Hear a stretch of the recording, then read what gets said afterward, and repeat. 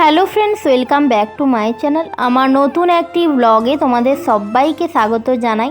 আমি ভালো আছি, তোমরা কেমন আছো? আশা করি তোমরা সবাই ভালো আছো আর সবার সুস্থতা কামনা করে আজকের ভিডিওটা শুরু করছি। তো আজকের ভিডিওটা কি হয় না হয় পুরোটা কন্টিনিউ করতে থাকো, স্কিপ না করে। আশা করি আজকের এই ভিডিওটা তোমাদের খুব খুব ভালো লাগবে। আমি তো বাবার বাড়িতে রয়েছি আর বাবার বাড়ির পুকুরে মাছ ধরা হয়েছে। দেখো, সব মৌরলা মাছ ভেসে উঠেছে, তাই জন্য মৌরলা মাছ ধরা হয়েছে। আর এইটা হচ্ছে 4 ভাগের 1 ভাগ, আমার কাকু জেঠু মিলে তাই জন্য 4 জনের মধ্যে 1 ভাগ বাবা পেয়েছে, আর বাদ বাকি অন্যান্য ভাগও রয়েছে। যাই হোক, এই মাছটার টক হবে, আর গ্রামেগঞ্জে টকটা হচ্ছে স্পেশাল মৌরলা মাছের। আর এই যে দেখো, এই জবা ফুলে অনেক জবা ফুল ফুটেছে, গরম পড়েছে তো ভালোই জবা ফুল হয়েছে। আর এটা হচ্ছে মন্দিরের গায়েই রয়েছে। আর এই যে দেখো, ঋদ্ধিসের জন্য দুধ নিয়ে যাচ্ছি। তো পাশের বাড়িতে গরু আছে, ওদের দুধ দেয়, সেই জন্য ওর থেকে দুধ নিয়ে যাচ্ছি। আর আজকের হবে শাকের ভাজাও হবে, তাই জন্য মা সজনে ডাঁটা নিয়ে এসছে। আর আমাদের গ্রামেগঞ্জে কী হয় বলো তো, কলমি শাক, শুশনি শাক, সব রকম শাকের সঙ্গে এই সজনে ডাঁটার শাকগুলো দিলেও না খুব ভালো লাগে খেতে। তো তোমরা কারা কারা এরকম খাও অবশ্যই জানাবে কমেন্টে। আর প্লিজ বন্ধুরা, তোমরা আমাকে একটু সাপোর্ট এবং ভালোবাসা দাও, যাতে আমি আমার লক্ষ্যে এগোতে পারি। আর এই যে দেখো, শাকের সঙ্গে এগুলো দিয়ে দিচ্ছি, তো একটু শাকটাও বেশি হবে আর ভাজাটাও খেতে ভালো লাগবে। আর যে দিনে যে জিনিস হয় সেটাই খেতে হয়, তাহলে সব রকম রোগ প্রতিরোধ ক্ষমতা বাড়ে। তো দেখো, এই সজনে ডাঁটার পাতাগুলো দিয়ে দিচ্ছি শাকের মধ্যে। আজকে তো মাছের টক হবে, দেখালাম মাছ ধরা হয়েছে পুকুরে। আর বাবাও একটু মাছ এনেছে, কী মাছ এনেছে জানি না, দেখিনি। আর এই শাকের ভাজা হবে, আর কি তরকারি হয় না হয় আমি পরে জেনে বলবো। আর এই যে দেখো, ঋদ্ধিসের জন্য সবজি আমি কাটছিলাম। তো বাবা এই পেঁপে গাছটা লাগিয়েছিল, অনেক পেঁপে হয়েছে, তো একটা একটা করে সবই খালি হয়ে গেছে। আর ঋদ্ধিসের জন্য তো সবজি কাটছিলাম, তাই জন্য একটা পেঁপে নিয়ে যাচ্ছি। আর ওর খাবারের মধ্যে একটু পেঁপে দিই, পেঁপে সেদ্ধ, সব রকম সবজি টবজি দিয়ে একটু তরকারি বানাই। আর এটা দেখো, ছাদ থেকে ভিডিওটা করছি। তো বাবা এরকম বসে বসে মাটি করে, কারণ বাবার তো অভ্যেস নেই, বাবা চাকরি সূত্রে কলকাতায় থাকে, সেই জন্য গ্রামেগঞ্জে এত কাজকর্ম ওনার করতে পারে না, উনি বয়সও হয়েছে। আর এই যে দেখো, ছাদে এসেছি, এই ফুল গাছটার আমি নাম জানি না কি ফুল, আর এই ফুলটা খুবই ভালো লাগে, হলুদ রঙের, তো খুবই ভালো লাগে। আর বাবার বাড়িতে তো লাউ গাছ হয়েছিল, আর এই লাউটা সব থেকে বড় লাউ, বুড়ো হয়ে গেছে বলতে গেলে।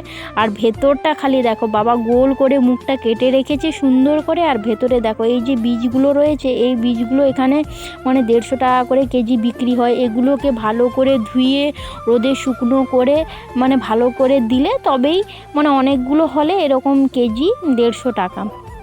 তো এই বীজগুলো আমাদের বাবার বাড়িতে বাড়িতে মান্দা দেবে, সেই জন্য গাছ লাগাবে, সেই কারণে এইগুলো আমি বের করে নিচ্ছি। দিয়ে বাবা বলল এই খোলটা রাখবি, খোলটা নষ্ট করবি না, সেই জন্য গোল করে কেটে রেখেছে। আর ভেতর থেকে সব বীজ আর শাঁসগুলো বের করে নিচ্ছি, দেখো ঝুড়ির মধ্যে।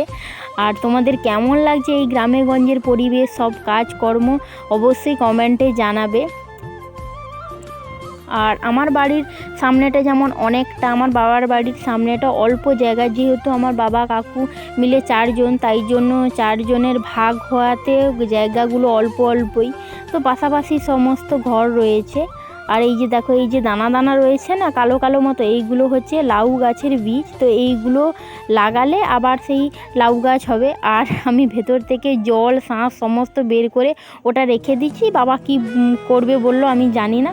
এই যে দেখো, আবার আমি বের করার পরে আবার যে 2-4টে দানা ছিল, বাবা ভালো করে পরিষ্কার করে বের করে নিচ্ছে। তো তোমরা ভিডিওটা দেখতে থাকো, আর এই রকম ভিডিও আশা করি তোমাদের ভালো লাগবে যারা শহরাঞ্চলে থাকো। কি জানো তো বন্ধুরা, আমার বাবা যাই গাছ লাগায় সেইগুলোই সবই হয়ে যায়।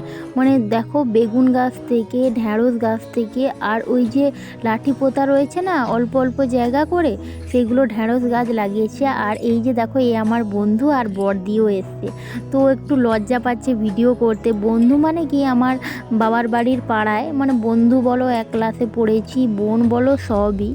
করে খাওয়া দাওয়ার পর তো ঋদ্ধিসকে নিয়ে একটু ঘুমিয়ে পড়েছিলাম। তারপরে বিকেলবেলায় উঠে তরমুজ কাটতে বসে গেছি।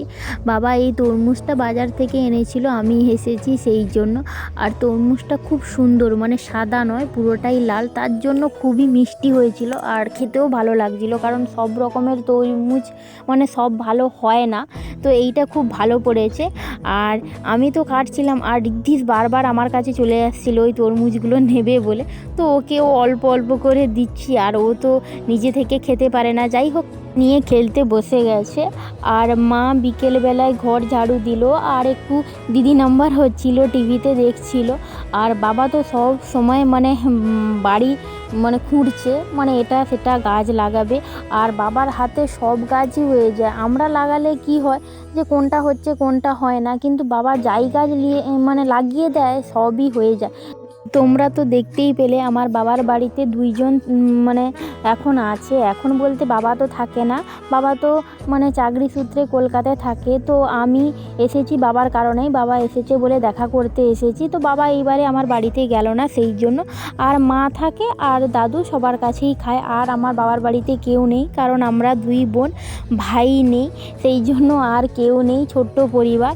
আর আমার বাড়িতেও আমি একা বৌমা, তাই জন্য আমার বাড়িতেও একা, আমার কোনো ননদ বা দেওর কেউ নেই, তাই জন্য ওখানেও ছোট্ট পরিবার।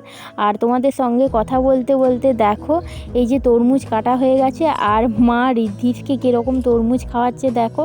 আর ও আস্তে আস্তে করে খাচ্ছে, তো ওকে অল্পই দেওয়া হয়েছে কারণ ও তো আর বেশি খেতে পারবে না। যাই হোক দেখো সন্ধ্যাও হয়ে গেছে, মা সন্ধ্যাতলায় সন্ধ্যা প্রদীপ দিয়ে দিয়েছে। আর মা একটু বাজারে যাবে, কেনাকাটার আছে, বাজার করার আছে, সেই কারণে। আর বাজার থেকে আমার জন্য দেখো পকোড়া নিয়ে এসেছে।